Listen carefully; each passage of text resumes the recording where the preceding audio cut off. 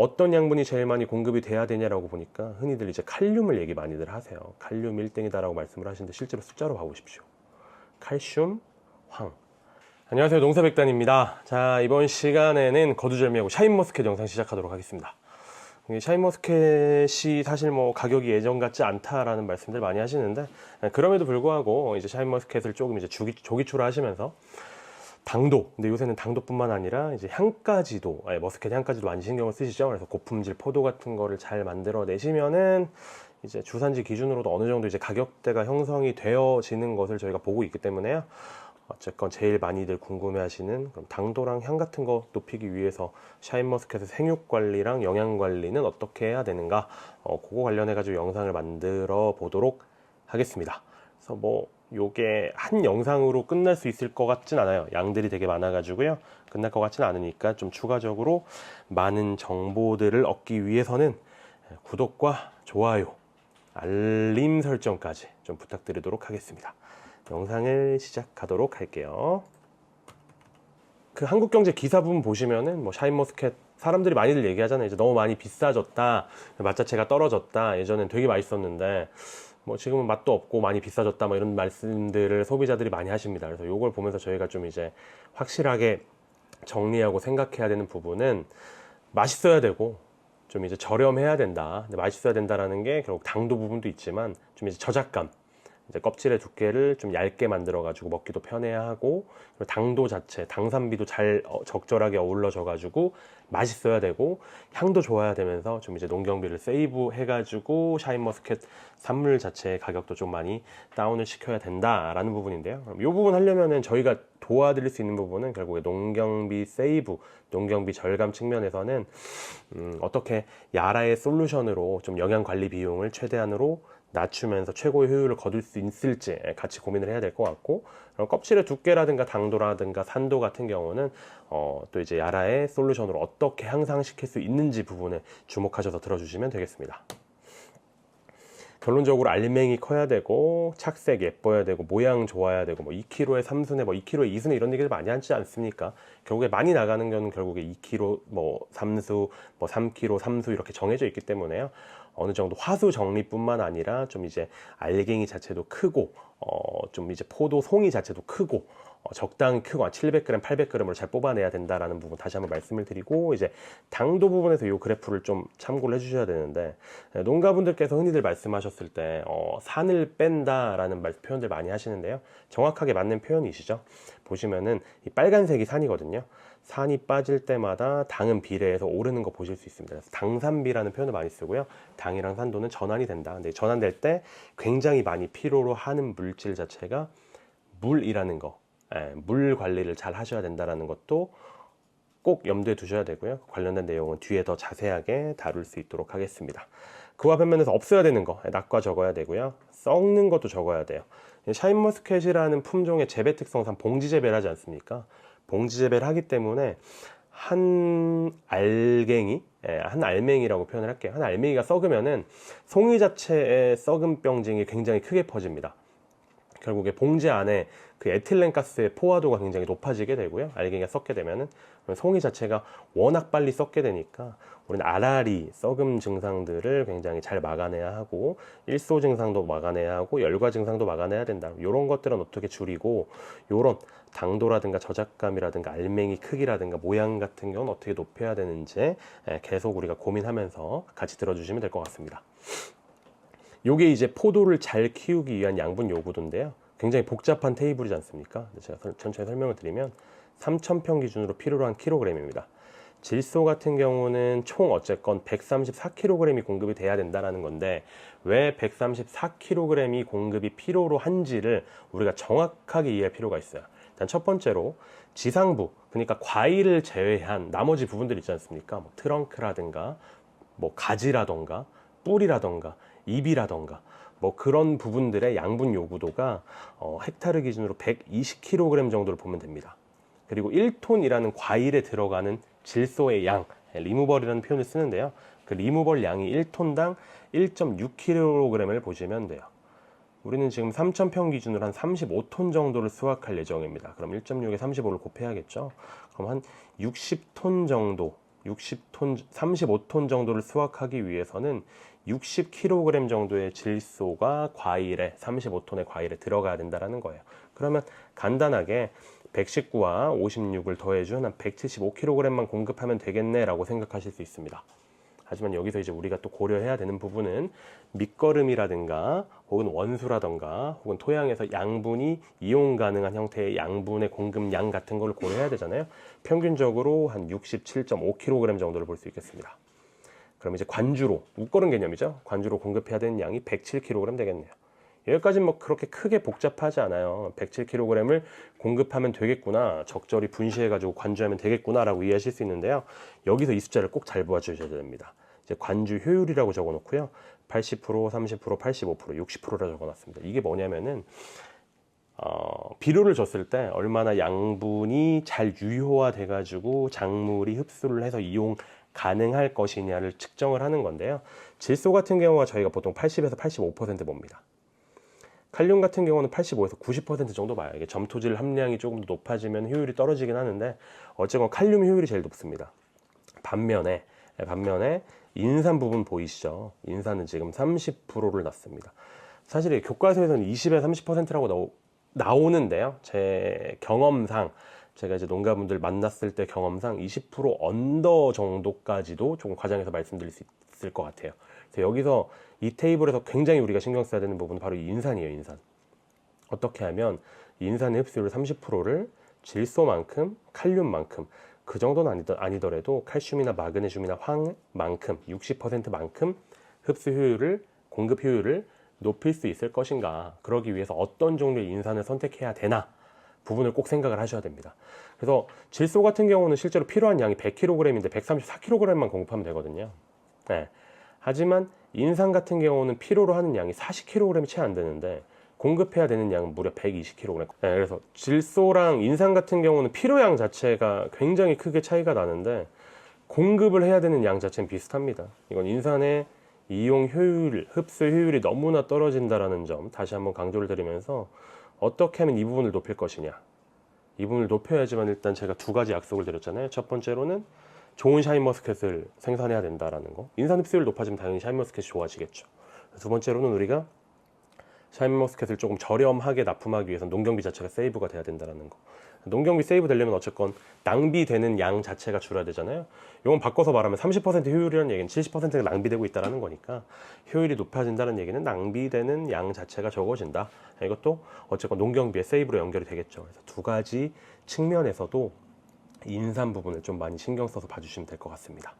그렇게 했을 때 어쨌건 1등은 어떤 양분이 제일 많이 공급이 돼야 되냐라고 보니까 흔히들 이제 칼륨을 얘기 많이들 하세요. 칼륨 1등이다라고 말씀을 하시는데 실제로 숫자로 봐보십시오. 칼슘, 황. 칼슘 같은 경우가 칼륨보다 공급량이 높은 거 보이시죠?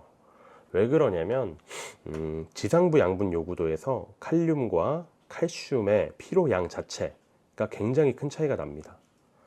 과일 쪽으로 갔을 때는요, 칼슘의 흡수량, 칼슘의 필요량보다 칼륨의 흡수량, 필요량이 훨씬 더 높은데요. 여기에 이제 35톤 수확이 목적이니까 35를 곱해지지만 그 전에 과일 제한 부분에 칼슘이 꽤나 많이 필요하고 이용되는구나 정도를 봐주시면 될 것 같습니다. 근데 또 여기서 우리는 칼슘 같은 경우를 대부분 영양제 혹은 석회 혹은 뭐 칼슘 관주 제품들, 액상 칼슘 제품들 뭐 그런 걸로 쓰시면서 농경비를 조금 낭비라는 표현이 맞을지 모르겠네요. 농경비가 좀 낭비가 된 측면이 있거나 칼슘의 충분한 공급량을 보장할 수 없는 형태의 농법을 많이 쓰는데요. 이 부분도 좀 신경을 써가지고 우리가 개선을 해야 될 것 같습니다. 그래서 어쨌건 이 테이블에서는 인산과 칼슘 정도를 우리가 지금 잘못 넣고 있구나, 좀 잘 넣을 수 있는 방법이 필요하겠다 정도를 생각을 해보시고 계속 영상 이어가도록 하겠습니다. 예, 뭐 요거 같은 경우는 이제 그 포도가 어느 시기에 어떻게 익고 있는지를 그냥 간단하게 이렇게 사진 자료로 정리를 해놓은 자료인데요. 예, 첫 번째 같은 경우는 발화한 다음에 개화할 때까지, 그리고 개화한 다음에 베라이즌이라는 표현을 많이 쓰는데 이게 베리류에서 좀 많이 쓰는 표현입니다. 이거는 이제 성숙 정도로 보시면 될 것 같아요. 예, 개화한 다음에 성숙까지, 그리고 성숙한 다음에 수확이 끝날 때까지. 수확이 끝난 다음에 낙엽이 질 때까지 이 기간을 왜 넣냐라고 하는데, 이 기간 같은 경우는 수확 후 수확 후 관리 기간으로 굉장히 중요해요.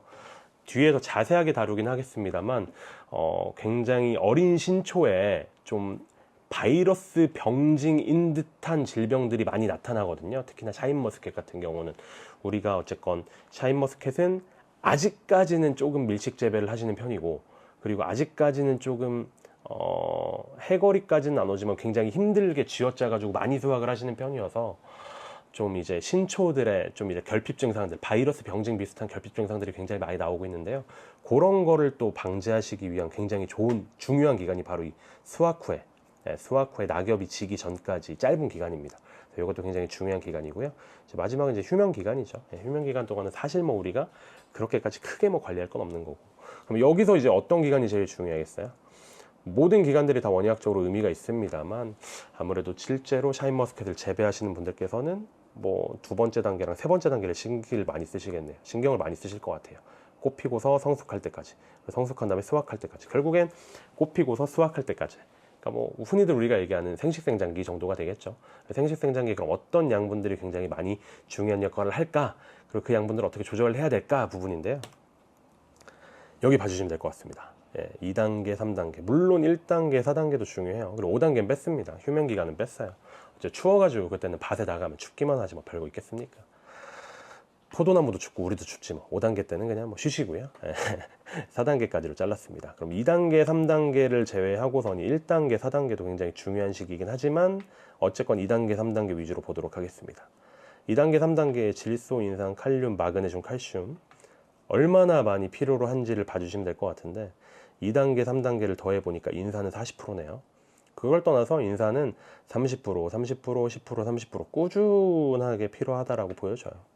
칼륨 같은 경우는 2단계, 3단계를 합치니까 60%예요. 굉장히 많은 양이 들어가야 되죠. 확실히 뭔가 생식생장 쪽은 칼륨이 굉장히 중요하구나 라는 걸 다시 한번 확인할 수 있을 것 같고요. 질소를 보도록 하겠습니다. 질소 보시면은 마찬가지로 1단계에서 제일 많이 필요한 40%, 그리고 2단계, 3단계를 합치니까 30%입니다. 이 부분을 꼭 말씀을 드리고 싶어요. 그 농가분들께서 하시는 말씀들을 많이 들어보면은 그 어쨌건 수확 이전에 성숙기에는 이제 비절을 해야 된다라는 말씀을 하십니다. 동의합니다. 어쨌건 좀 양분이 과하게 들어가면은 영양생장으로 전환되는 케이스들도 많고요. 작물들이 막 자라고 싶어 하고요. 그러다 보면은 이제 뭐 우리가 수확하고 싶은 그 산물들 자체에 좀 신경을 쓰는 게 힘들어지겠죠. 동의하는데 농가분들께서 되게 극단적으로 질소질을 끊으려고 노력을 많이 하십니다. 근데 저는 이것은 맞지 않다고 생각을 해요.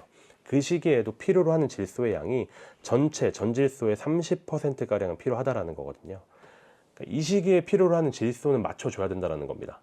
그러니까 과일이 달아진다라는 개념은 과일 자체가 스스로 달아진다라기보다는 잎 자체에서 충분하게 기공을 열어가지고 이산화탄소를 흡수하고 빛을 흡수해가지고 광합성을 열심히 하고, 그 광합성에 의해서 생성된 탄수화물, 동화산물들이 뭐 잎이라던가 열매라던가 뿌리라던가 체관을 통해서 열심히 이동을 하고, 그 이동을 한 친구들, 전류 과정이라고 하죠.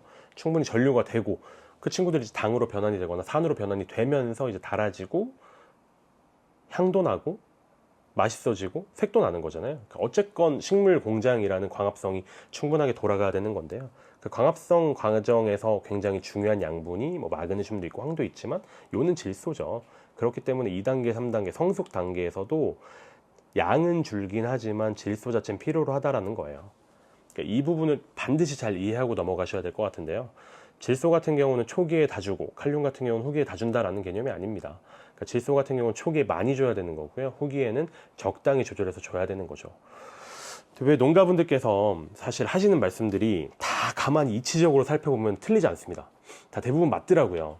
확실히 농사를 지으신 그 구력이 되시니까 절대로 틀린 말씀을 안 하시는데, 극단적으로 질소를 싫어하는지에 대해서 같이 좀 얘기를 해봐야 될 것 같습니다. 사실 뭐 욕을 많이 먹을 수 있는 주제인 것 같은데요. 제가 봤을 때 그렇습니다. 그래서 제 개인적인 의견이지만 좀 참고를 해주셨으면 좋겠고, 그럼 다음 시간은 본격적으로 질소에 대한 오해를, 특히나 샤인머스켓의 질소에 대한 오해를 좀 푸는 시간을 가져보려고 합니다. 다음 영상 좀 기다려 주시고 기대해 주시면 될 것 같고요. 어쨌건 이번 영상에서는 우리가 인산의 흡수율을 늘려야 된다, 30%밖에 안 되니까 낭비하고 있다라는 측면과 칼슘을 꽤나 많이 공급을 해야 되네, 칼슘을 계산상으로는 칼륨보다 높게 많은 양이 공급이 돼야 되네.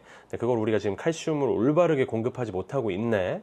낭비하고 있네 라는 부분을 좀 염두에 두시면 좋을 것 같고, 그거에 대한 해답과 질소의 오해 부분은 다음 영상에서 찾아뵙도록 하겠습니다. 감사합니다.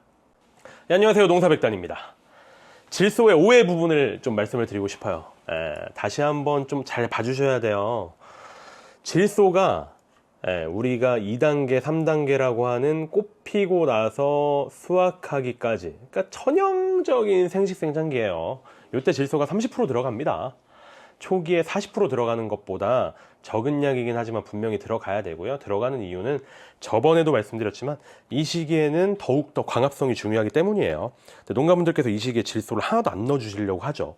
왜 그럴까? 도대체 왜 그런 걸까를 생각을 해봤는데 전 요렇다라고 생각을 합니다. 요거 요소라고 봐주시면 될 것 같고, 암모니아태 질소, 질산태 질소라고 봐주면 될 것 같아요. 요소태 질소는 가스 분해되면서 암모니아태 질소가 되고요. 암모니아태 질소는 질산화 과정을 통해서 질산태 질소가 되죠. 이 가스 분해 과정은 결국 물이랑 만나는 건데 물 말고 효소도 필요합니다. 유리아제라는 효소가 필요해요. 그래서 요소 같은 경우를 그냥 물에 탔다 그러면 요소수, 요소수? 이거 차에 넣는 건데. 아무튼 요소 물이 된 거지. 이거 자체로 작물이, 그러니까 요소는 알갱이인데 요소를 물에 넣으면 알갱이가 아니라 뭔가 수용액이 됐으니까 더 빨리 흡수되지 않을까? 입자의 성상상 그럴 수는 있지만 얘는 아직까지 요소태 질소인 겁니다. 물에 충분한 효소가 없으니까요. 그리고 암모니아태 질소는 이제 질산화균 때문에 질산화가 되면서 질산태 질소가 되고 이제 애가흡수가 되는 거죠. 근데 대부분의 한국 농민분들께서는 이 친구 암모니아태 질소 혹은 이 친구 요소태 질소를 뿌리셨던 거예요. 지온이라든가 함수율 혹은 밭의 비옥도, 왜냐면은 이제 분해 과정에서 어쨌건 균들이 필요하니까요. 질산화 균들이 필요하니까. 지온, 밭의 온도, 그리고 함수율, 밭의 습도, 수분 함량, 그리고 밭의 비옥도 정도에 있어서 큰 차이가 나긴 하겠습니다만, 요소태 질소가 암모니아태 질소가 되고 암모니아태 질소가 질산태 질소로 되는 과정이 꽤나 오래 걸립니다.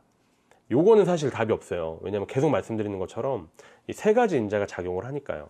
온도도 작용을 하고 습도도 작용을 하고 비옥도 작용을 하니까. 하지만 제가 생각했을 때는 2달에서 3달 정도 통상적으로 봐주시면 될 것 같습니다. 바꿔서 얘기하면은 우리가 포도 같은 경우를 수확하는 시기를 9월 정도라고 생각을 합시다. 9월 정도라고 생각을 했을 때 그러면 8월 달이나 7월 달에 들어가는 질소의 양은 정해져 있단 말이죠. 아까 전에 표에서 보신 것처럼 줄여야 되기도 하고요. 들어가긴 해야 되지만 줄여야 되기도 하고, 그리고 그 시기 같은 경우는 아무리 비가람 재배를 한다고 하더라도 습도 자체도 높고 고온 다습한 날씨들이 지속이 되면서 작물들이 좀 웃자랄 수 있는 환경 조건이 조성이 되니까 질소 같은 경우는 의식적으로 더 줄이려고 하죠. 맞습니다. 다 맞는 얘기인데 지금 이 요소태, 암모니아태 질소를 초기에 많이 썼다라고 할게요. 그러니까 지금 7월 달로 가정을 하고 한 5월이나 6월 정도, 이때는 한참 질소 많이 쓸 때잖아요. 5월이나 6월 정도에 질소를 많이 썼다라고 하겠습니다. 근데 대부분 이 친구들이 요소태나 암모니아태라고 하겠습니다. 그러면 6월달, 5월달에 뿌린 요소태, 암모니아태들은 본격적으로 분해가 되어서 본격적으로 샤인머스켓이 흡수 가능한 형태인 질산태가 되기까지 2달이라고 가정을 한다면 비로소 7월 혹은 8월이 돼서야 샤인머스켓이 흡수 가능한 형태로 변환된다는 겁니다. 이 시기에 질소가 땅에 많다라는 것은 굉장히 안 좋은 측면으로 작용을 하겠죠. 자, 그래서 여기서 정리해서 알아야 되는 건 질소는 공급하는 시기도 굉장히 중요하지만 그것보다 더 신경을 써야 되는 건 흡수가 가능한 형태로 변환되는 시기라는 겁니다. 질산태 같은 경우는 뿌리자마자 용해가 되자마자 샤인머스켓이 빨아먹습니다. 그러니까 지금 7월 달에 10kg을 줘야 된다고 했을 때 7월 달에 10kg 질산태 질소 주면은 녹음만큼 빨아먹는다는 거예요. 7월 달에 10kg 질소 줘야 되니까 7월 달에 10kg의 요소를 줍니다. 이 요소는 7월 달이 아니라 9월 달, 더 늦게 또 온도가 낮아지게 되면 10월 달, 물때기를 시작하면 더 안 녹으니까 10월 달 돼서야 이제 나무에 빨아먹을 수 있는 형태로 변환된다는 거거든요. 그러니까 맞는 패턴이 아니라는 거죠. 그래서 질소에서는 2가지를 꼭 강조해서 생각을 하셔야 되는데요. 첫 번째, 질소를 주는 시기. 어쨌건 성숙기, 꽃이 피고 나서 생식생장기에는 질소 양을 줄여야 된다. 20% 30% 수준으로 줄여야 된다. 두 번째, 흡수가 가능한 형태. 바로바로 흡수된 형태의 질산체질소로 공급을 해야지 질소가 계속 토양에 집적이 되면서 쌓이는 현상들, 그리고 이게 나중에 질소가 빵 터지면서 샤인머스켓 잘 안 익어지고 웃자람 심해지고 도장이 심해지고 그런 증상들을 미연에 방지할 수 있다라는 부분을 꼭 신경 써주셔야 됩니다. 이런 부분들은 또 사진으로도, 뿌리 사진으로도 훨씬 더 잘 보실 수 있는데요. 이제 질산태질소를 준 이제 포도나무의 뿌리, 요소태질소를 준 포도나무의 뿌리입니다. 그러니까 질소가 흔히들 이제 우리는 지상부 쪽만 말씀을 하시는데 이제 뿌리 쪽에도 굉장히 큰 영향을 끼친다라는 점 다시 한번 말씀을 드리고요. 질소 같은 경우는 여기 보시는 것처럼 수확량을 증가를 시키고 내병성을 조금 떨어뜨리고 착색도 조금 떨어뜨리는 거 보실 수 있는 당도 부분을 보셔야 되는 게 아무것도 안 준 거 0.5%, 1%, 1.5%의 질소를 공급을 한 건데요. 보시면 아시겠지만 총 환원당, TSS라고 부르는 토탈 솔로벌 솔리드는 총 환원당 자체 함량이 증가하는 거 보시잖아요. 질소를 줬기 때문에 당도가 증가했다는 게 아니라요. 정량의 질소를 주게 되면은 당도가 증가한다는 겁니다. 다시 처음 얘기로 돌아가는 거죠. 질소 같은 경우는 2단계, 3단계 20에서 30%를 공급을 해야 된다. 20에서 30%를 공급을 해야만 당도가 높아진다라는 거고, 그 당도를 높이기 위해서는 질소를 시기에 맞게 정량을 공급해야 되니 그 분해가 늦고 흡수가 늦은 요소태나 암모니아태가 아니라 질산태를 사용을 해야 된다라는 점을 꼭 이해하고 넘어가셔야 합니다. 다시 한번 읽도록 할게요. 요소태질소, 암모니아태질소, 질산태질소가 있는데 이 과정을 통해 가지고 이제 분해가 되는 거예요. 그래서 흔히들 우리가 이제 비유해서 얘기할 때 요소태질소 같은 경우는 나락 정도로 이해하시면 될 것 같고, 암모니아태질소 같은 경우는 그냥 현미 정도 이해하시면 될 것 같고, 질산태질소는 햇반 이해하시면 될 것 같습니다.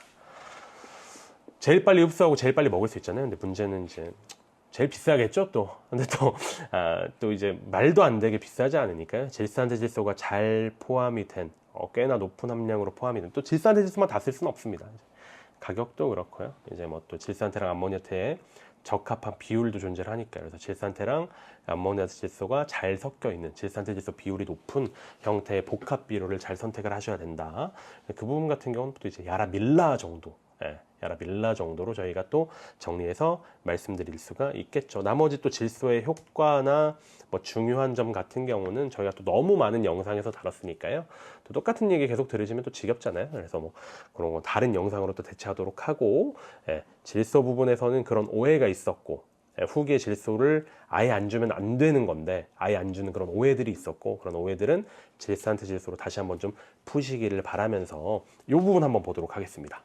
이 사진이 사실 제가 아까 전에 말씀드렸었던 뭐 농가분들이 말씀하셨을 땐 바이러스성 결핍 박테리아, 끔찍한 혼종이죠. 이 바이러스라는 건지 결핍이라는 건지 박테리아라는 건지 모르겠습니다만, 농가분들께서 바이러스성 결핍 박테리아 막 이렇게 많이들 말씀하시더라고요. 이게 한 4에서 7엽 정도, 신초 4에서 7엽 정도에 발생하거든요. 굉장히 어린 시기에 발생을 하는 거죠. 그래서 제 체감상은 이제 샤인머스켓에 수액이 돌고 관주 시작하고 나서 거의 뭐 한 달도 안 돼가지고 막 이렇게 이런 친구들이 막 발생을 하는 것 같은데, 이런 친구들한테도 샤인머스켓이 착과가 되더라고요. 착과가 됐을 때 대부분들이 과중을 한 300g, 400g 정도밖에 못 달았고, 또 특이하게 당도 부분은 그렇게 크게 빠지지 않았는데 어쨌건 과중 부분이 크게 빠지는 착과 샤인머스켓들이 생기더라고요. 이런 잎 때문에. 그럴 수밖에 없는 게요, 이런 잎이랑 건강한 잎이랑 광합성 효율 정도를 재보면요, 건강한 잎이 726 정도 나왔을 때 이런 안 좋은 잎은 한 682 정도밖에 안 나오는, 광합성 효율 자체가 굉장히 크게, 이게 광합성 효율 재는 기계거든요. 광합성 효율 자체가 크게 차이가 나니까 나중에 당도 부분보다는 과중 부분에서 크게 많이 빠진다라는 거였어요. 이런 부분이 왜 생길까를 생각을 해보면 논리적으로 사실 굉장히 어린 시기잖아요. 그러니까 수액이 돌기 시작하고 나무의 그 체내에서 전류가 되는, 양분들이 전류가 되기에는 굉장히 짧은 시간이란 말이죠. 그러니까 이 친구들은 이제 새뿌리가 뻗어가지고 새뿌리에서 양분과 수분을 열심히 흡수해가지고 잎한테 주는 걸로는 에너지를 못 받아요. 양분을 못 받아요. 이 친구들은 저장되어져 있는 에너지, 저장되어져 있는 양분들을 활용을 해가지고 발화를 하는 거고, 잎을 전개를 하는 거겠죠. 그러니까 그 저장된 에너지, 저장된 양분 자체가 부족하다라는 겁니다. 실제로 샤인머스켓의 대부분의 양분들은 가을에 이제 저장됨으로써 이른 시기에 신초들은 잎전개에 도움을 많이 받는 건데, 이게 지금 충분히 확보가 안 됐다라는 거죠. 이게 충분히 확보가 안 됐다.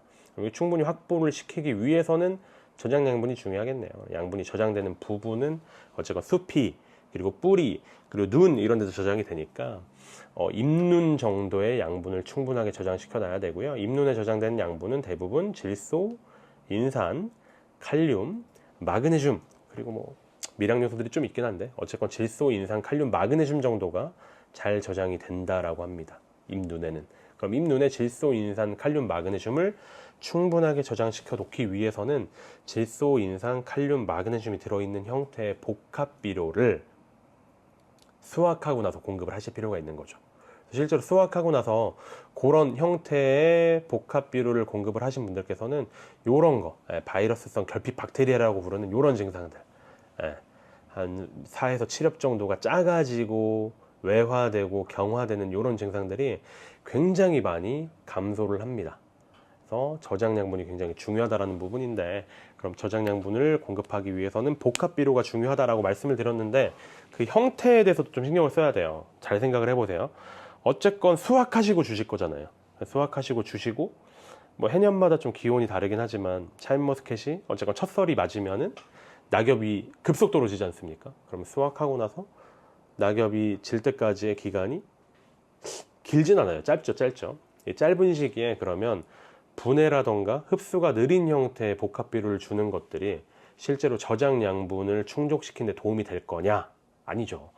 양분이 저장되는 부분은 뿌리뿐만 아니라 눈, 숲이 부분에도 저장된다라고 했고요. 그렇기 위해선 저장 양분이 이동을 해야 되지 않습니까? 저장 양분이 뿌리를 통해 가지고 눈까지 이동을 하기 위해서는 어쨌건 증산작용이 필요합니다.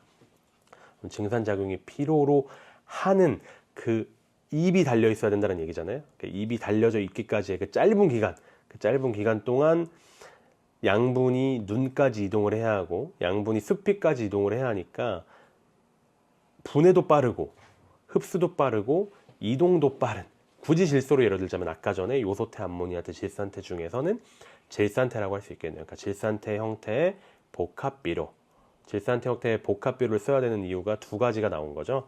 첫 번째로는 질소 컨트롤 때문에, 질소를 주는 시기를 컨트롤하는 게 아니라 질소가 이용 가능한 형태로 변환되는 시기를 컨트롤할 때 질산태 질소가 제일 편했고요. 두 번째로 짧은 시기, 수확하고 나서 잎이 낙엽 질 때까지의 그 짧은 시기 동안 저장되어지는 양분들이 잎눈이나 수피로 이동돼야 되기 때문에 그 짧은 시간 동안 이동의 효율과 흡수 효율이 제일 좋은 건 바로 질산태 질소였으니까 이 두 가지 형태. 그래서 밑거름과 그리고 감사시비 형태일 때는 질산태 질소를 꼭 한번 쓰셔야 된다라는 점을 다시 한번 강조드려서 말씀드리도록 하겠습니다. 이제 인산 부분 넘어가도록 할 텐데요. 사실 질소 부분에서 벌써 영상이 두 가지가 나오네요. 그죠? 영상이 좀 길어질 것 같아서 일단 질소 부분을 말씀을 드리면서 여기서 영상을 마무리할 거고요. 질소 부분에서는 꼭 기억해 주셔야 되는 게 질산태 질소인 겁니다. 두 가지 형태 때문이었죠. 일단 첫 번째 같은 경우는 계속 말씀드리는 것처럼 질소를 이용 가능한 형태로 주는 시기로, 이용 가능한 형태로 변환되는 시기를 컨트롤하기 위해서 생식생장기의 질소는 필요하다. 영양생장기보다 줄긴 하지만 필요하다. 그래야지 달아진다. 생식생장기의 질소가 정량 들어가야지 달아진다. 근데 질산태 질소가 아닌 형태의 질소를 쓰면은 생식생장기에 정량이 들어가는 게 아니라 과량이 들어가게 되니까 덜 달아지게 되고 웃자람이 심하게 된다라는 측면 첫 번째. 그리고 두 번째, 신초가 건강한 신초를 확보하기 위해서는 저장 양분이 굉장히 중요한데 그 저장 양분을 저장할 수 있는 기간이 포도는 짧으니까 그 짧은 시간 동안 저장하기 위해서 질산태 질소를 쓰셔라. 이렇게 두 가지 측면만 기억해 주시면 될 것 같고요.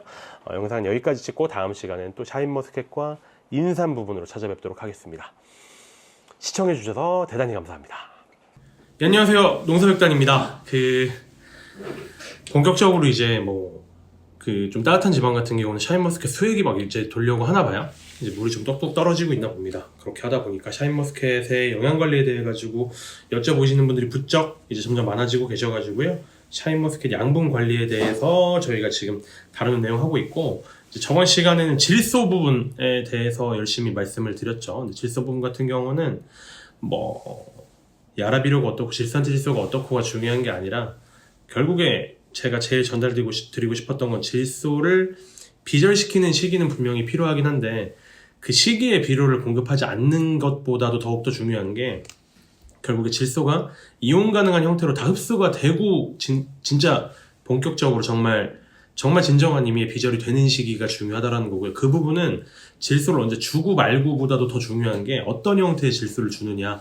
더 쉽게 설명을 드리면은 좀 이제 분해가 예를 들어 뭐 2달, 3달 걸린다고 하는 암모니아태 질소나 요소태 질소를 준다고 하면 뭐 4월 달에 준다고 하도 4월 달, 5월 달에 줬다고 했을 때 실제로 샤인머스켓이 흡수가 가능한 형태로 변하는 거는 뭐 7월, 8월, 늦으면 9월까지 가버리잖아요. 근데 그때는 비절을 해야 될 때죠. 그러니까 7월, 8월, 9월에 질소질 비료를 좀 줄여서 넣고 싶긴 하지만 싶더라도 그 전에 준 분해가 늦는 질소들이 땅에 많으면은 질소질의 비절이 제대로 일어나지 않는다라는 거고요. 그래서 그 부분을 신경 쓰시려면 좀 바로바로 흡수가 가능한 형태로 존재하는 비료인 질산태 질소를 신경 쓰셔라 라고 말씀을 드렸습니다. 그래서 이번 시간에는 인산 부분을 좀 말씀을 드리려고 해요. 인산은 그 샤인머스켓 작물에 굉장히 중요합니다. 그 과수들 중에서도 포도 같은 경우는 굉장히 청근성 작물이죠. 뿌리가 얕기도 하고요. 짧기도 하고요. 그래서 세금 발달도 좀 빈약하기도 하고요. 근데 이제 뿌리를 잘 발달시키고 뿌리 발달에 도움을 주는 양분 자체가 인산이죠. 그렇기 때문에 샤인머스켓은 좀 이 불량한 근계 시스템을 좀 개선시키기 위해서는 인산질 공급이 필수적으로 들어가야 된다. 고품질의 인산의 공급이 필수적으로 늘어나야 된다라는 거예요. 한번 읽어보도록 하겠습니다. 포도는 인산 요구도와 선호도가 매우 높은 작물인 건 맞아요. 근데 뿌리 발달이 빈약해서 인산 흡수량이 적기 때문에 체내 인산 함량이 적다. 계속 악순환이 반복이 되는 거죠. 네, 청근성 작물이니까 인산 흡수 어렵고요. 그리고 인산 자체가 토양에서 이동이 매우 어렵습니다. 요 그림 참고해 주시면 되겠죠. 인산 같은 경우는 이제 확산의 형태로 이동을 하기 때문에 이제 주로 집단 유동의 형태로 이동을 하는 질소와는 다르게 이동성이 굉장히 제한된다라는 겁니다. 2mm밖에 이동을 안 해요. 그리고 지온, 그 토양의 pH, 토양의 산도 등에 따라서 불용화되기가 쉽다라는 거예요. 쉽게 얘기하면 뭐 좀 가정에서 편하게 말씀드리도록 하겠습니다. 우리가 인산질 비료건 질소질 비료건 공급을 할 때, 추비 형태로 공급을 할 때, 특히나 과수 같은 경우는 기비도 마찬가지일 텐데요. 땅 파가지고 비료 주지 않죠. 결국에 표토에 비료 성분이 들어가는 거고요. 이 표토에 있는 비료 성분이 심토까지 이동을 해야지 뿌리랑 만나가지고 흡수가 가능한 겁니다. 그죠? 뿌리가 이제 이온 가로채기를 해가지고 흡수를 할 테니까요. 표토부터 심토까지 이동을 해야 되는데 인산 같은 경우는 2mm밖에 이동을 못하는 거예요. 조금씩 2mm씩 이동합니다. 질소 같은 경우는 2mm가 아니라 한 번에 2cm씩 이렇게 10배 넘게 2cm에 4cm씩 10배에서 20배 이동을 한다라는 거죠. 이렇게 이동을 하다 보니까 질소가 훨씬 더 흡수를 잘 한다라는 거고요. 인산은 더 큰 문제가 2mm 이동할 때 열심히 이동해서 지금 심도까지 내려가고 싶은데 내려가다가 뭐 약간 산성인 흙과 만나게 되면은 뭐 철이랑 불용화가 된다거나 알루미늄이랑 불용화가 된다거나 뭐 좀 알칼리성 토양과 만나게 되면 칼슘이랑 불용화가 된다라는 거죠. 그렇기 때문에 인산은 흡수율이 굉장히 떨어지고 특히나 청근성 작물인 포도 같은 경우는 인산의 이런 특성 플러스 청근성 작물 뿌리가 약하기 때문에 인산을 더더욱 흡수할 수 없다라는 겁니다. 이 부분을 좀 해결을 하기 위해서는 두 가지 방법이 필요하겠죠. 일단 첫 번째 방법은 인산을 많이 주면 됩니다. 그죠? 뭐 인산을 뭐 주세요? 라고 이제 많이들 질문을 하면 용성인비 주시는 분도 있고 과석 주시는 분도 있고 용과린 주시는 분도 다 있죠. 수용성 인산, 구용성 인산 굉장히 다양하게 있습니다. 다양하게 있는 그 양을 늘리는 것 자체도 우리가 고민을 해볼 수 있을 거고 아니면 조금 더 흡수가 잘 되는 형태의 고품질 인산을 공급하는 방법에 대해서도 고민할 필요성이 있겠죠. 그래서 그 부분을 같이 한번 얘기해 볼 거예요. 인산 같은 경우는 수확량에 굉장히 중요한 역할을 한다. 왜냐하면 지하부 발달에 정말 직접적으로 영향을 끼치고 지상부 발달에도 영향을 끼치고 착과에도 영향을 끼치니까 좋은 말입니다. 어쨌건 인산은 비료 3요소 안에 들어가잖아요. 그래서 질소, 인산, 가리니까 인산 잘 줘야 됩니다. 우리가 여기서 다시 한번 리마인드하고 깨달아야 되는 건 인산은 잘 줘야 되는데요. 인산 자체의 특성상 잘 흡수하지 못하고요. 포도 자체의 특성상 더더욱 흡수하지 못한다는 거죠. 다른 과수 작물들도 마찬가지지만 포도하시는 분들께서는 인산의 공급에 대해서 조금 더 면밀하게 신경을 써야 된다는 이야기입니다. 인산을 잘 뿌린 밭과 인산을 잘 뿌리지 않은 밭들을 비교해 볼 텐데요. 이제 뿌리의 볼륨 차이랑 뿌리의 품질 차이가 보이실 거예요. 요런 이제 뿌리털, 요런 뿌리털에서 이제 수분이랑 양분들 열심히 흡수하는 거죠. 근데 지금 인산을 잘 뿌리지 않은 곳은 그런 뿌리털이 별로 없는데 인산을 잘 뿌린 곳은 뿌리털이 되게 많네요. 이건 저희가 직접 22년도 김천에서 시범 재배할 때 찍은 사진이고요. 인산 잘 공급된 요 밭은 이제 요 제품. 액상 이제 폴리인산 제품이죠. 정확하게 폴리인산 가리 제품인데요. 슈퍼FK30이라는 제품 꾸준하게 사용했습니다. 마찬가지로 인산 주게 되면 지하부 발달, 지상부 발달 착과량인데요. 착과량 부분에서 좀 큰 차이가 나죠. 그리고 가지의 무게, 지상부 발달 부분에서도 큰 차이가 납니다. 네, 고품질 인산 뿌린 곳과 적게 뿌린 곳, 고품질 인산 뿌린 곳과 안 뿌린 곳, 고품질 인산 뿌린 곳과 안 뿌린 곳이 착과량 자체도 고품질 인산 뿌린 곳이 더 많고요. 지상부의 발달을 저희가 좀 미루어 짐작할 수 있는 가지 무게 자체도 더 증가하는 걸 볼 수 있습니다. 제가 그래서 인산 공급의 중요성에 대해서는 지금 충분하게 설명이 된 것 같은데요. 그럼 인산 공급의 중요성에 대해서 설명을 드렸으니까 인산을 잘 공급을 해야 되잖아요. 그럼 어떻게 하면 인산을 잘 공급할 수 있을지 그 부분을 우리가 좀 한번 깨달아 봐야 될 것 같은데 두 가지 방법이 있다고 말씀드렸죠. 첫 번째 방법은 인산 공급의 절대량을 늘리거나 두 번째 방법은 절대량을 늘리기가 좀 어려운 상황이라면 고품질 인산을 공급하거나 라는 건데 그 인산 공급의 절대량을 늘리는 것 자체가 사실은 그렇게까지 바람직한 방법은 아니라고 생각이 되어집니다. 그 토양 검정을 해보신 분들께서는 그 직감적으로 깨달으실 수 있을 것 같은데요. 토양 검정을 했을 때 꽤나 높은 확률로 제 체감상은 한 60-70%는 무조건 넘을 것 같은데요. 그 유효 인산 같은 경우는 과다 범위로 측정이 되는 밭들이 되게 많을 거예요. 그 부분은 밭에서 불용화되어져 있는 흙에서 흡수가 되지 않은 형태로 존재하는 인산까지도 검정 결과로 측정이 되어졌기 때문입니다. 사실 수용성 인산 같은 경우, 인산은 두 가지 형태밖에 없잖아요. 수용성 인산 같은 경우는 물에 녹는 인산이고요. 구용성 인산 같은 경우는 아주 약한 산의 일종이 구연산에 녹는 인산이죠. 하지만 저희가 토양 검정을 할 때는 이런 흙의 시료 자체를 물이나 구연산으로 녹이는 게 아니라 조금 더 강산으로 녹이다 보니까 작물이 흡수할 수 없지만 흙에는 분명히 존재하는 형태, 다 바꿔서 말하면 불용화된 형태겠죠. 불용화된 형태의 인산까지도 측정이 된다라는 거고요. 그래서 첫 번째 방법으로 인산의 공급량을 절대적으로 늘리자라는 거는 불용화될 인산의 양이 더 늘어날 위험성이 있겠네요.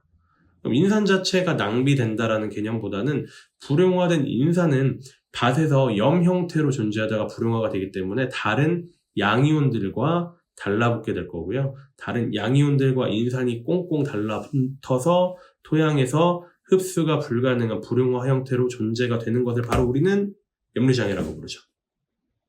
네, 실제로 음이온 침출도 부분을 좀 보도록 하겠습니다. 음이온 침출도는 그 물 대줬을 때 좀 용탈이 얼마나 쉽게 되는지, 그러니까 이 부분은 좀 나쁘게 생각을 하면은 양분들이 용탈이 되는 거니까, 양분들이 지하수로 빠져나가는 거니까 양분들이 낭비가 된다라고 생각하실 수도 있지만, 또 다른 방식으로 생각을 해보면 좀 빨리 빠져나가야지 불용화가 안 되고 염류집적이 안 생기는 거잖아요. 인산염 같은 경우는 용탈이 잘 안 돼요. 침출이 잘 안 되고 땅에서 불용화가 진짜 심하게 된다라는 건데요. 인산염이 암모늄염이라든가 나트륨염 같은 것들, 정확하게는 흡착을 봐야 되니까 이제 나트륨, 마그네슘, 나트륨 이런 양이온들 있지 않습니까? 이런 양이온들과 인산이 꽁꽁 달라붙어서 아까도 말씀드렸다시피 pH가 낮은 산성 토양에서는 철이나 알루미늄이랑 달라붙고 pH가 높은 알칼리성 토양에서는 칼슘이랑 달라붙고 꽁꽁 달라붙어가지고 이런 식으로 이끼 끼고 염류집적 장애가 일어난다라는 거죠.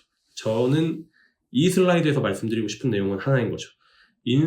포도는 인산을 잘 공급해야 합니다. 그 부분은 지금 충분히 설명이 됐다라고 생각이 되어져요.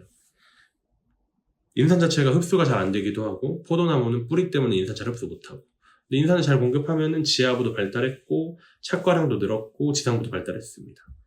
인산을 잘 공급을 해야 되니까 인산의 양을 늘려볼까라고 생각을 해보니 일단 첫 번째로 경험상 그 밭에 토양 검정을 했을 때 유효 인산의 측정이 높았다. 그만큼 인산은 불용화된 형태로 밭에 많이 존재하고 있다라는 점을 일단 깨달으셔야 되고 두 번째로 실제로 음이온의 침출도를 조사를 해보니 음이온이 얼마나 빨리 사라지냐를 조사해보니 인산이 제일 안 사라지더라. 이렇게 안 사라진 애들은 pH 조건에 따라서 붙는 애들이 좀 다르긴 하겠지만 어쨌건 양이온들과 단단하게 달라붙어서 이런 염류 집적을 일으키고 식물에게 염류 장애를 일으킨다라는 거죠. 이런 부분을 해결하기 위해서, 즉 이런 부분을 예방하기 위해선 인산의 공급량을 무조건 늘립시다 라고 얘기하면 안 된다는 거예요. 다른 방법을 생각해야 되겠죠. 다른 방법으로 저는 추천드리는 게 폴리인산이라는 제품입니다. 예. 아까 전에 제가 말씀드린 것처럼 결국 구분하면 수용성 인산이랑 구용성 인산 정도로 구분할 수 있을 것 같습니다. 수용성 인산의 가장 대표적인 게 바로 과석이 있을 거고요. 이제 구용성 인산으로 가장 대표적인 게 용성인비가 있을 거고, 이 용성인비랑 과석을 섞어가지고 우리는 이제 용과린이라고 부르죠. 용과린은 수용성 인산이랑 구용성 인산이 적절하게 섞여 있다. 수용성 인산 같은 경우는 초기에 좀 작용할 수 있는 인산이고, 구용성 인산 같은 경우는 작물이 열심히 자라면서 근권부에서 구연산을 내뿜으면 녹는 인산이니까 좀 중기 후기에 작용할 수 있는 인산이다. 그래서 뭐 밑거름으로 작용할 것 같으면 과석 정도, 옷거름으로 작용할 것 같으면 용성인비 정도, 아니면 섞여 있는 용과린 형태를 좀 꾸준하게 공급하시라 라고 말씀을 드렸는데, 어쨌건 여기서 우리가 깨달아야 되는 거는 인산의 절대량을 늘릴 수 없다라는 겁니다. 늘릴 수 없는 이유는 인산 자체가 워낙 그 침출도가 낮고 흡착도가 높기 때문에 불용화가 쉽게 된다는 점이었어요. 인산을 이렇게 수용성, 구용성 구분하는 거 말고요, 정인산과 폴리인산으로 구분할 수 있는데요. 정인산은 그냥 일반적인 인산의 형태예요. 과석이 물에 녹으면 이 모양이 되는 거고요. 용성인비가 구연산에 녹으면 이 모양이 되는 겁니다. 어쨌건 근원물질은 똑같은 거예요. 자연계에서 인산은 녹으면 이런 형태로 존재를 해야 되는데요. 이걸 억지로 붙여놓은 게 폴리인산입니다. 이렇게 억지로 붙여있게 되다 보니까 여러 가지 특징들이 발현이 되는 건데요. 일단 가장 큰 첫 번째 특징이 pH 조건에 따라가지고 양이온들이랑 잘 달라붙지 않습니다. 그러니까 양이온들과 불용화되지 않습니다. 정확하게 말씀드리면 양이온이랑 되게 잘 달라붙는데요. 그게 불용화는 아니고 강한 결합으로 양이온을 끌어오고서 나중에 양이온과 인산을 그냥 식물 뿌리에 넣어줘요. 그러니까 뭐 더 쉽게 이해할 때는 정인산, 얘는 양이온이랑 달라붙어가지고 불용화되는데, 폴리인산 얘는 양이온이랑 달라붙어서 불용화되지가 않습니다. 그게 가장 큰 첫 번째 특징이고요. 두 번째 특징은 얘 정인산 2mm 이동할 때 얘 폴리인산 질소만큼 20mm, 40mm 이동한다는 거죠. 정인산이랑 폴리인산의 흡수율을 생각을 하면 비교도 안 되는 거예요. 그것 때문에 아까 저희가 실제로 김천에서 찍었던 요런 뿌리 사진의 차이가 보이는 겁니다. 요건 그냥 일반적으로 정인산 쓴 거고요. 요건 저희 폴리인산을 쓴 거예요. 그러니까 인산의 공급 형태, 인산의 공급량을 저희가 대폭 늘린 게 아니라 공급 형태만 보더라도 요런 식으로 뿌리털이 많이 자랐다. 뭐 지하부가 발달이 잘 되면 지상부가 어떻습니다는 저희가 더 설명드리지 않아도 될 것 같아요. 예, 뿌리가 잘 뻗었으면 당연히 샤인머스켓은 좋겠죠. 그래서 폴리인산 부분 보시면은 정인산 같은 경우는 심토로 갈수록 점점 함량이 줄어드는 거 보실 수 있습니다. 왜요? 이동성이 낮으니까요. 이동성이 낮은 데다가 이동하는 중간중간에 다른 양이온들이랑 불용화가 되니까요. 하지만 폴리인산 같은 경우는 표토, 심토 전부 다 일정한 양이 분포하고 있다는 거죠. 왜요? 이동성도 좋고 이동하는 중간중간 양이온들과 불용화되지가 않으니까요. 이 그래프도 굉장히 중요한데요. 저희가 이제 정인산을 뿌렸을 때, 폴리인산을 뿌렸을 때 그 양이 실제로 토양에서 얼마나 줄어드냐라는 거예요. 토양에서 양이 들었다는 얘기는 밑으로 빠졌거나 식물로 들어갔거나인데, 인산은 아까 말씀드렸다시피 밑으로 빠지는 게 굉장히 힘들죠. 침출도가 제일 낮은 음이온이었습니다. 그렇기 때문에 인산 양이 토양에서 줄어들었다는 얘기는 작물이 빨아먹었다는 이야기예요. 뭐가 줄어드나 보니까 이 진한 초록색, 즉 폴리인산의 양이 급격하게 줄어들고 있죠. 시간이 갈수록. 오히려 정인산의 양은 늘어나고 있습니다. 정인산은 불용화되지만 폴리인산은 불용화되지 않고 땅에서 양이 줄었다, 작물로 들어갔다 정도까지 말씀드릴 수 있을 것 같습니다. 이게 또 이제 하다 보니까 시간이 이제 굉장히 빨리 또 지나가가지고요. 오늘은 인산까지 진행을 해야 될 것 같은데, 이제 인산 부분 다시 한번 좀 강조드릴 내용만 말씀을 드리면, 포도는 인산을 공급을 해야 된다는 거예요. 근데 인산의 공급을 잘 하기 위해서는 인산의 공급량을 늘리는 방법이 있는데, 인산의 공급량을 늘리는 방법은 전혀 적절하지 않다라는 거. 왜냐면 공급을 할 때마다 불용화가 될 가능성이 굉장히 높고, 실제로 토양 검정을 해보니 불용화가 된 인산까지 검출이 돼가지고 토양 검정 결과가 굉장히 높게 나오니까요. 네, 그럼 이제 두 번째로 저희가 생각할 수 있는 부분은 고품질 인산을 공급하는 부분이죠. 불용화가 되지 않고 이동성이 좋은 인산을 공급하는 방법인데요. 그 부분 같은 경우는 꼭 네 글자 기억해 주시는 걸 부탁드립니다. 폴리인산 기억하시면 되고요. 실제로 폴리인산 적용 실험을 해보니까 굉장히 작물들의 심근 부분에서 굉장히 큰 도움을 많이 받았다까지 말씀을 드리면서요. 다음 시간에 이제 칼륨이랑 이제 칼슘 정도를 좀 다루고 싶은데요. 어쨌건 지금까지 들어주셔서 감사하고 다음 시간에 다시 뵙도록 하겠습니다. 네, 감사합니다. 네, 안녕하세요. 농사백단입니다. 지금 샤인머스켓 영상 지금 촬영하고 있고요. 저번 시간에 인삼까지 정리해서 보여드렸었죠. 말씀드렸었죠. 인삼 부분은 굉장히 간단합니다. 그 포도라는 나무의 특성을 먼저 이해해야 하는데 과수 중에서도 특히나 청근성 작물이에요. 그렇기 때문에 인산 흡수 잘 못합니다. 다른 나무 애들보다 인산 흡수 잘 못해요. 거기다 플러스로 포도나무를 떠나서 인산 자체는 흡수가 잘 안 되죠. pH에 따라 가지고 양이온들이랑 너무 불용화가 쉽게 되기도 하고, 그리고 뭐 지온이 날 때는 더욱더 이동을 잘 안 하죠. 왜냐면 인산은 확산 형태로 이동을 하니까, 확산은 온도가 높으면 좀 활성화되고 온도가 낮으면 또 비활성화 되니까요.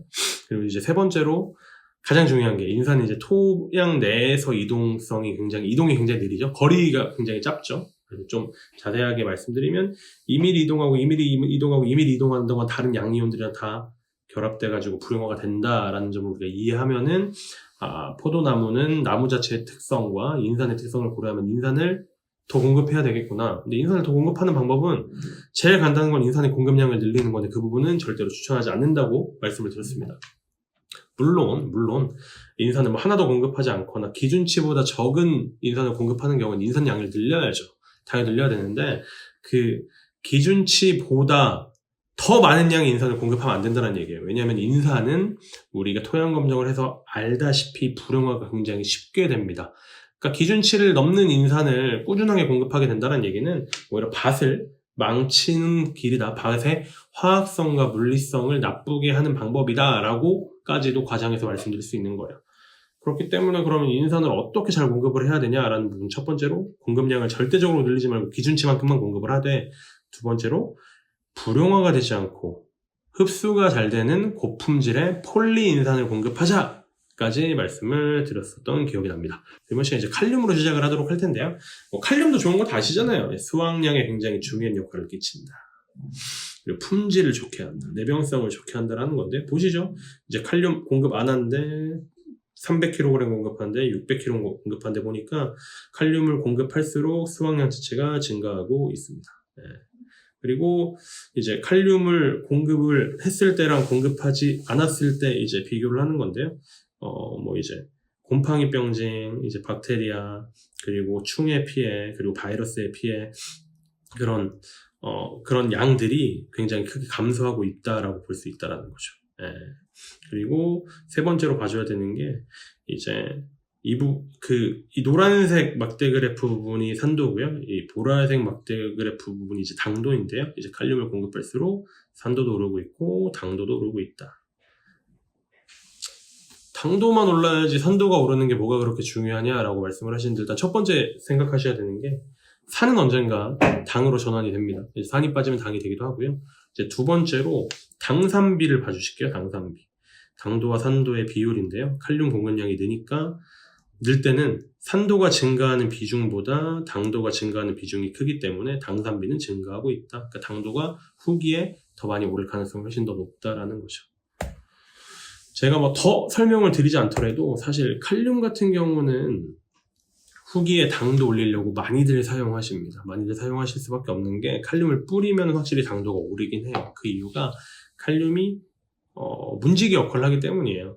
그러니까 기공도 그렇고 세포막도 그렇고 열고 닫는 역할을 해서요. 칼륨이 잘 들어가서 세포막이 열리고 기공이 열리게 되면 양수분 흡수량이 증가하게 되고 당도의 과일로의 직접 전류 양 자체가 증가하기 때문에 과일의 당도가 오를 수 있습니다.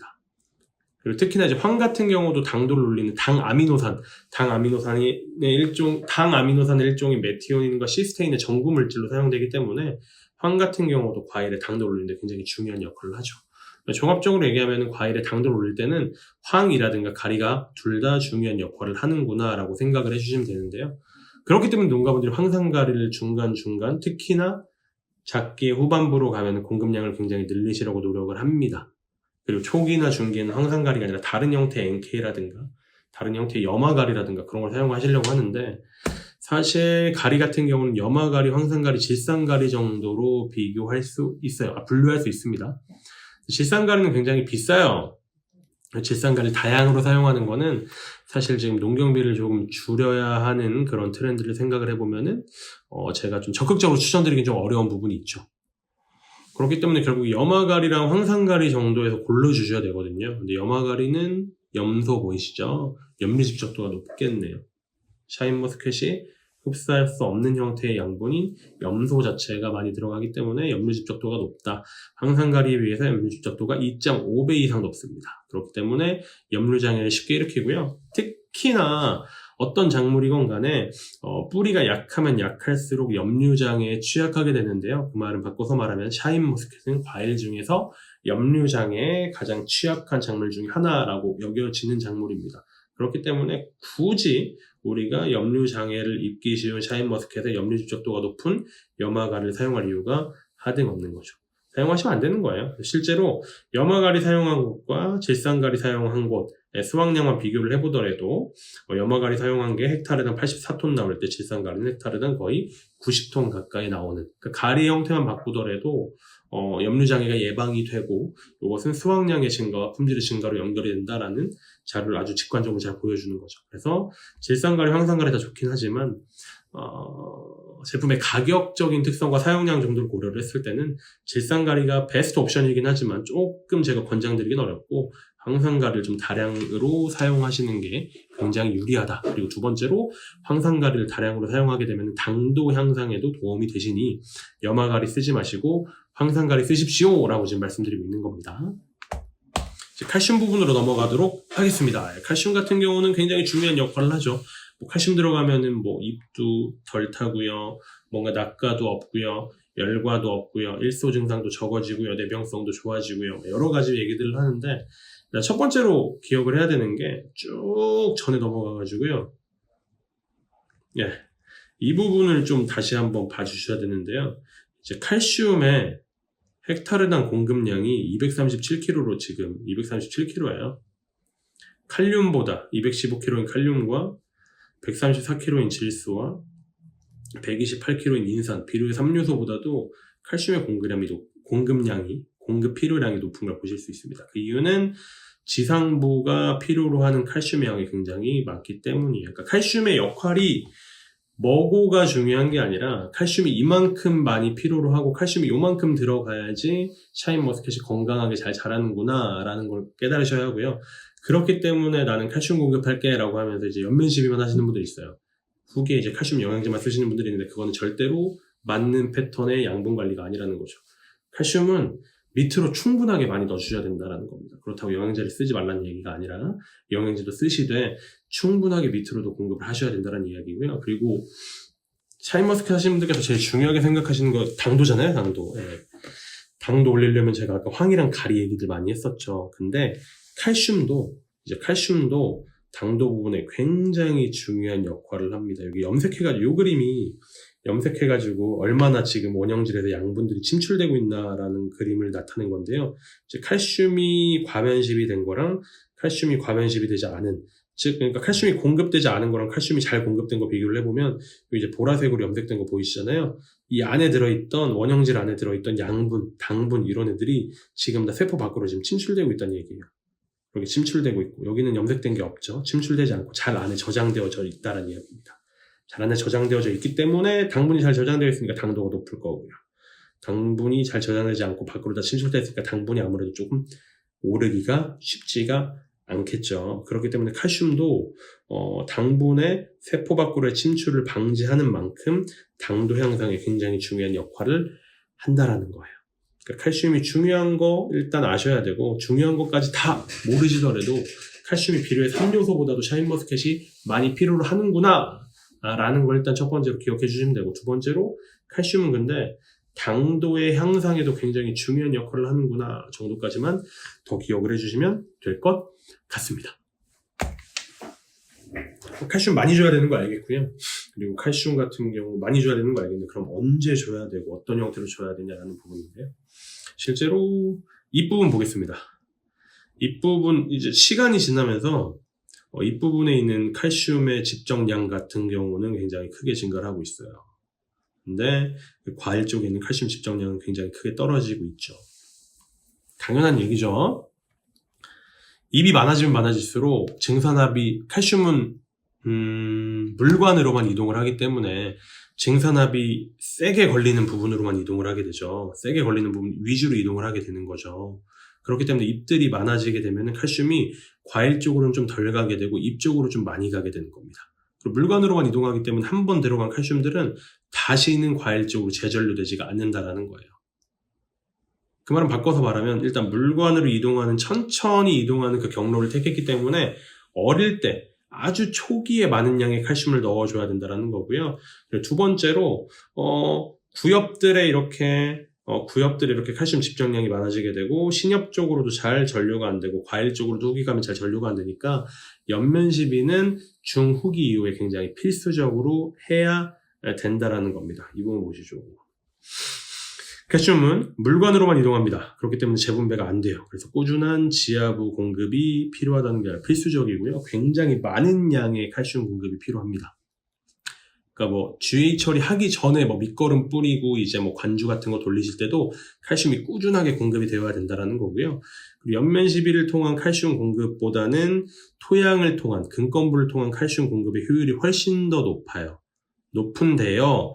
요런 작용 때문에 칼슘이 나중에는 다 늙은 잎으로만 가는 작용 때문에 초중기에는 칼슘을 토경으로 많이 공급을 해야 되지만 후기에는 연면 시비도 필수적으로 병행을 해주셔야 된다라는 이야기입니다. 네, 이해되시죠? 요거는 지금 조금 생략되긴 했는데 병증 발생률이거든요. 아무것도 안 한다는 병이 많이 오고요. 조금 칼슘 연면 시비를 조금 빠르게 한다는 병이 조금 왔고 늦게 연면 시비를 한다는 병이 훨씬 덜 온다라는 거. 칼슘의 연면 시비는 후기에 제일 효과가 좋다라는 거예요. 그 부분 다시 한번 좀 강조드리도록 하겠습니다. 네, 뭐 비슷한 이야기죠. 중요한 것만 읽고 넘어가도록 하겠습니다. 수용성 칼슘의 분실을 통해 흡수 가능한 칼슘을 토양에 지속적으로 일단 공급을 해야 되고요. 두 번째로 부족한 칼슘의 양은 연면 시비로 공급을 해야 된다. 그렇기 때문에 수용성 칼슘 토양 공급 플러스 연면 시비 요거 병행을 필수적으로 해주셔야 된다라는 겁니다. 요거 말고 그리고 요 내용도 한번 봐야겠네요. 칼슘을 잘 공급을 하면 뿌리가 잘 뻗는다는 이야기인데요. 그 부분이 카스피리안띠 부분으로 좀 이제 설명을 드릴 수 있습니다. 그러니까 카스피리안띠가 얘기하는 거는 결국에 좀 어려운 이야기인데요. 그러니까 한번 뿌리 쪽으로 들어갔던 물이 뿌리 밖으로 침출되지 않게 막아주는 게 이제 카스피리안띠거든요. 뭐 그래서 리그닌과 수베린으로 만들어지고 뭐 아포플라스트를 요 경로 이제 세포 사이사이를 오가는 아포플라스트를 세포막을 통과해야 되는 뭐 심플라스트로 바꿔주는 게 카스피리안띠다라고 하는 건데 뭐 그것까지 모르셔도 되고요. 한번 뿌리 쪽으로 물이 들어갔으면 뿌리 밖으로 물이 안 나와야 되잖아요. 한번 뿌리 쪽으로 양분이 들어갔으면 뿌리 밖으로 양분이 안 나와야 되잖아요. 그래야지 뿌리가 건강하게 잘 자라죠. 근데 뿌리 쪽으로 들어갔던 뿌리 쪽으로 들어갔던 양분들이 다시 뿌리 밖으로 뿌리에서 토양으로 물이 나가고 양분이 침출되고 하는 경우들이 꽤나 많이 발생합니다. 그걸 막아주는 게 바로 이 카스피리안 스트립, 카스피리안 벨트라고 불러주는 거고요. 카스피리안 벨트는 이 친구, 그리고 세포벽으로 구성이 되고요. 세포벽을 단단하게 결합해주는 게 바로 칼슘이다. 조금 더 구체적으로 말씀드리면 칼슘이 잘 공급이 되면 세포벽이 튼튼해지니까 카스피리안띠가 잘 형성이 되고 카스피리안띠가 잘 형성이 되니까 뿌리 쪽으로 들어갔던 물과 뿌리 쪽으로 들어갔던 양분이 다시 침출되어서 나가지 않기 때문에 뿌리가 잘 자라게 됩니다. 라는 이야기를 하고 있는 거예요. 그래서 칼슘 같은 경우는 비료의 3요소보다도 샤인머스켓에 대량으로 많이 들어가야 되는 양분이고요. 그 양분을 공급할 때 토경이 제일 효과가 좋긴 하지만 토경은 초중기에 정말 다량으로 하셔야 되고 후기에는 연면 시비를 꼭 병행을 하셔야 된다. 이렇게만 말씀드려도 그럼 얼만큼 하라는 거야? 라고 여쭤보실 분들 많을 것 같은데 그 얼만큼 하라고 하는 거 제가 나중에 자세하게 말씀을 드리도록 하겠습니다. 또 이제 생각을 하셔야 되는 게 칼슘 같은 경우는 당도 형성에도 굉장히 크게 도움이 되기도 하고요. 뿌리를 잘 뻗게 하는데도 크게 도움이 되기도 한다라는 거죠. 샤인머스켓은 뿌리 약하고 당도가 중요하잖아요. 당도 오르는 데 도움이 되고 뿌리 잘 뻗는 데 도움이 된다고 하니까 칼슘은 샤인머스켓에서 굉장히 많이 신경을 써야 되는 양분이다 까지 이해를 해주시면 되겠습니다. 그래가지고 저희가 이렇게 프로그램을 만들어 왔는데요. 이 프로그램은 제가 더 자세하게 설명을 드리도록 할 텐데요. 33만 원이라는 걸 꼭 말씀드리고 싶습니다. 300평 기준으로 밑거름, 모든 관주용 제품들, 거기다가 지금 뿌리 발근에 굉장히 도움이 되는 폴리인산 제품, 황산가리를 100% 사용한 관주용 제품, 거기다가 추가적인 황산가리, 그리고 칼슘이 굉장히 중요하니까 다량의 칼슘, 거기다가 해조제, 거기다가 칼슘제, 영양제입니다. 그리고 인산가리, 황산가리 같은 모든 영양제들을 다 사용한, 그러니까 요거 외에는 다른 더 무기질 비료나 미네랄 비료는 사용하실 필요가 없는 거예요. 그러니까 뭐 뿌리 발근제나 영양제 같은 것도 사용하실 필요가 없는데요. 얘네가 지금 300평 기준으로 33만 원입니다. 요것도 너무 비싸다라고 말씀하시면 저는 그거는 샤인머스켓 그 1년 동안 농사 지으시면서 내가 샤인머스켓 밭 관리하는데 영양 관리하는데 얼만큼 돈 쓰는 건지 제대로 계산 안 해보시고 하시는 말씀이라고 저는 생각됩니다. 무조건 300평 기준으로 33만 원 넘습니다. 그러니까 비료뿐만 아니라 얘네는 토경 비료, 토양에 뿌리는 비료, 관주용 비료, 연면시비제, 영양제 다 들어간 게 지금 300평에 33만 원인 거잖아요. 굉장히 지금 좀 저렴하다고도 볼 수 있는 영양 관리 비용입니다. 이런 영양 관리 비용에 굉장히 다양한 제품들이 들어가 있는데요. 복합 비료, 질산 칼슘, 뿌리는 질산 칼슘 비료가 밑거름으로 들어가고요. 말씀드린 대로 뭐 질산지질소 중요하고, 뭐 폴리인산 중요하고, 황산가리 중요하고, 뭐 수용성 칼슘 중요하고 쭉 말씀드렸잖아요. 그런 애들로만 지금 다 그런 애들로만 지금 다 구성한 거예요. 이 15, 15, 15, 13, 4, 25는 이제 물에 녹여서 쓰는 제품입니다. 물에 녹여서 쓰는 제품인데 황이 굉장히 높아요. 이 가리를 다 황값으로 보증을 했기 때문에 황값이 굉장히 높아가지고 당도 향상에 굉장히 큰 도움이 되고요. 이 아라테라 슈퍼 FK30은 아까 전에도 말씀드렸던 폴리인산 가리 제품들, 발근에 굉장히 크게 도움이 되는 인산 가리 제품이죠. 그리고 후기에는 황산 가리까지 추가적으로 넣었습니다. 그리고 칼시니트는 물에 녹이는 질산 칼슘입니다. 이런 게 시기별로도 이렇게 나눠놨으니까요. 이 시기에 맞게 한번 사용해 보시면은 굉장히 좀 경쟁력 있는 가격으로 고품질의 샤인머스켓 생산에 크게 도움이 되실 것이라고 생각이 됩니다. 그리고 하나만 더 말씀드리면 지금 결국에 지금 물에 녹이는 거 그럼 하나, 둘, 셋, 넷, 5개 제품이잖아요. 요 4개 제품들. 레가 15, 15, 15, 13, 4, 25 그리고 FK30 황산가리거든요. 얘가 황산가리 이 제품들은 그냥 섞어서 혼용 관주하셔도 되고요. 이 아라테라 카시니트 같은 경우는 좀 이제 단독 관주하셔야 된다라는 것까지만 말씀을 드리면서 영상 마무리하도록 하겠습니다. 끝까지 봐주시느라 대단히 고생 많으셨고요. 지금 샤인머스켓이 조금 문의가 많아져서 샤인머스켓 영상을 준비한 거고요. 다음번에는 또 이제 다른 문의가 오는 또 이제 굉장히 지금 좀 트렌드적으로 우리가 말해야 되는 그런 작물들에 대해서도 영상을 많이 준비를 하도록 할 테니까요.